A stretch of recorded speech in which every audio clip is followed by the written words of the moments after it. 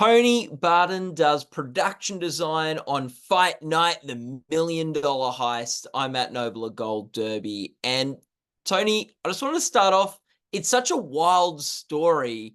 Um, what was sort of the most sort of like exciting thing you got to work on?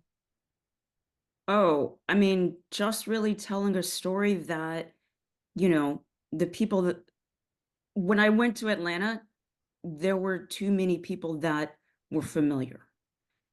Half of the locations that we shot at, um, and even shooting at the exterior of the house where the Million Dollar Heist took place in October of 1970, to have the next door neighbor still live there. And, we went to another house and this person met Muhammad Ali in 1970, or this person knew that person. I mean, it was such a Atlantic, Atlanta centric story, a mythology that me as a New Yorker, I didn't know, but everybody in New York, I felt like they did. So to have this story come alive and the pride that was put into this from the storyteller, from the showrunner who's from Atlanta, whose parents said get it right, to everybody across the board that just lit up when they heard or when they saw this story coming together.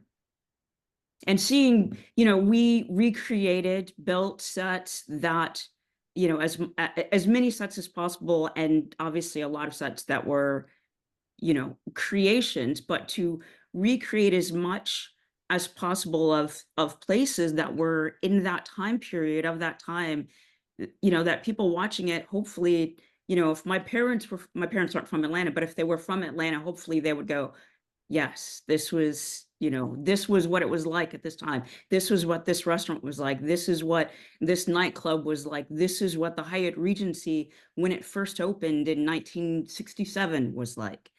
That was phenomenal. That was lovely. Mm. And like, did like when you got to Atlanta and you found out how like important that story was and how well known, did that add sort of a certain level of, I don't know, pressure to have to get it right, or not really? I I don't think it was pressure, it was pride. Like, I loved it. The day that we shot in the we built obviously a ton of sets, but we shot in the Hyatt Regency hotel, in the atrium, in the lobby space. And we built the Hyatt Regency Polaris bar, which is the rotating bar on top of the roof. And we built a penthouse and one other hotel room. But when we shot in the Hyatt Regency in the lobby, we rebuilt walls and brought in furniture and dressing and trees and as much elements to make it look like 1970. There were several hotel workers that were still there, that had been there for over 40 years, that said, indeed, this is what it looked like at the time. And that was a joy.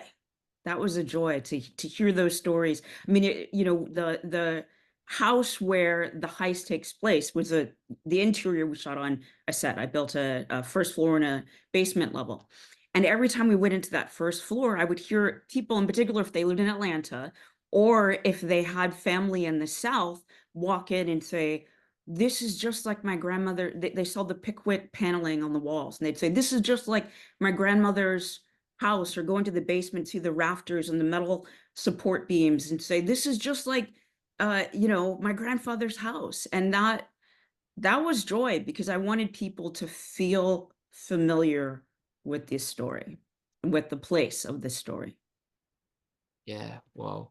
And what like with all the sets you built, what was the one that was sort of the most like interesting, or the one that got you most excited to build?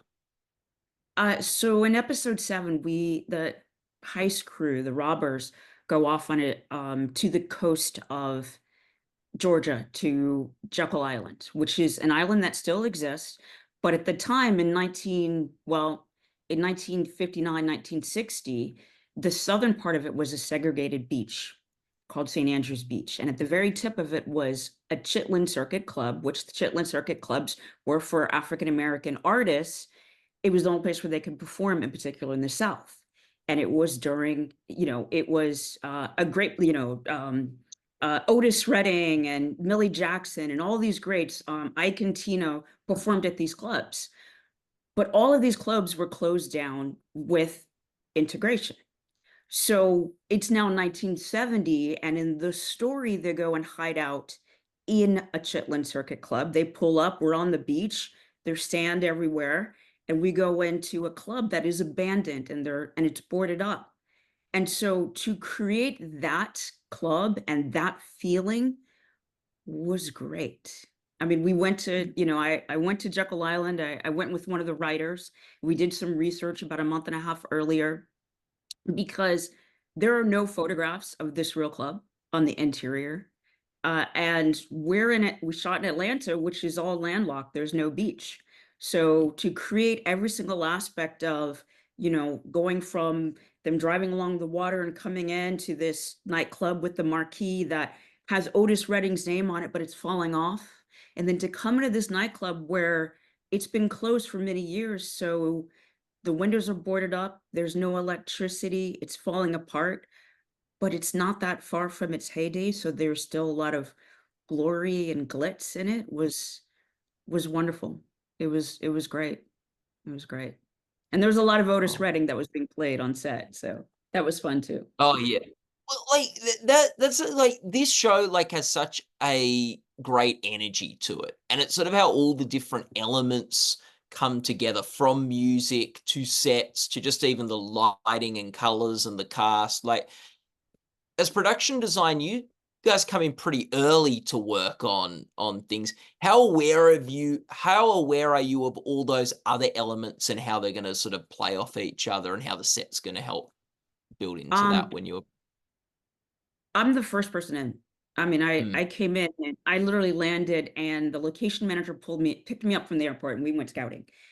Just because I also I'm not from Atlanta, so I had to do research and understand, what this time period is, what the houses are, that, they were designed by an African American architect in the 50s, 40s and the 50s, just understanding all aspects so that I can indeed build this world. But even every single aspect of it, I mean, there was a lot in terms of how much we had to build because nothing is of that time period, but a lot of scripts were rewritten once the writers and the director saw some of the sets to create more. I mean, just the penthouse where Samuel Jackson's character, Frank Milton, lived and on top of the Hyatt Regency was literally only supposed to be in the first episode and the fourth episode. And I think I probably got a little angry because they were seven, eight, not, I mean, they were in all the episodes because they loved it so much. But that brings me joy to, have them create this to write more because they're realizing what they can do, you know. mm, yeah. And just quickly to finish off with joy, like, how important is joy for you in what you do? Because it's come up a few times in the answers. Yeah. Well, I mean, it's I don't know how important joy is, but we dive into these worlds. I remember when I was in high school, I was working in an architecture firm. I wanted to be an architect. And I remember an engineer coming to me and saying, you should be an engineer. Engineers get to know so much about one thing.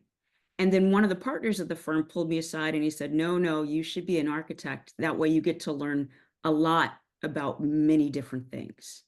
And that indeed is a joy. That is a production designer. We get to learn a lot about so many different things. So every single project that going into Fight Night, Million Dollar Heist, and learning a place, a time period, a story, a culture that I knew nothing about, that's from before I was born. I mean, that is indeed a joy. It is. Mm. Oh, that's so awesome, and, like, great to talk to you about the joy of learning. That was really cool. Thanks so much, Tony. Really appreciate the chat. Thank you. Thank you.